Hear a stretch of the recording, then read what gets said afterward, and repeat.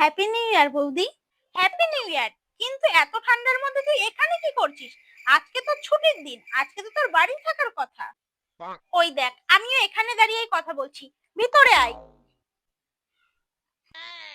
আসলে বৌদি, আমার বোনের পড়াশোনার জন্য একটা ফোন কিনতাম। তা এই মাসের মাইনাটা যদি দিয়ে দিতে আমার খুব ভালো হতো।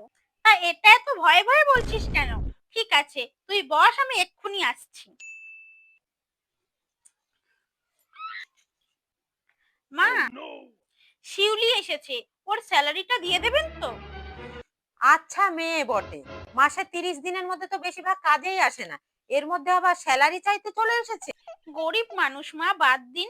আশা করে ছোট বোনের জন্য ফোন কিনতে এসেছে।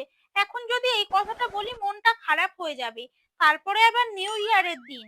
তুমি একটা কাজ করো, যে কদিন কাজে আসেনি সে কদিন ধরে হচ্ছে 500 টাকা, তুমি বরঞ্চ এই 500 টাকাই দিয়ে দাও। শোনো বৌমা, এই বাঙালিদের 12 মাসে 13 পার্বণ, এইসব মানতে গেলে না আমরা ভিখারি হয়ে যাব।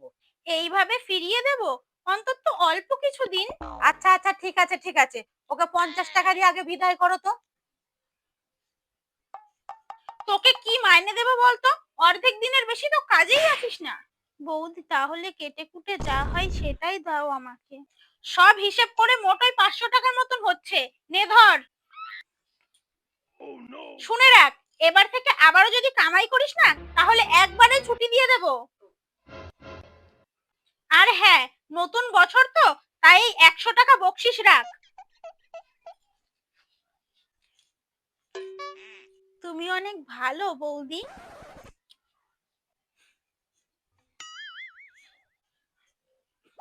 কি বৌমা, দিয়েছো? হ্যাঁ। আর জানেন তো মা, আচ্ছা রকম ভাবে কথাও শুনিয়ে দিয়েছি, যেন এরপর থেকে আর কামাই না করে। মিথ্যে কথা যখন গুছিয়ে বলতে পারো না, তখন চেষ্টা করো কেন?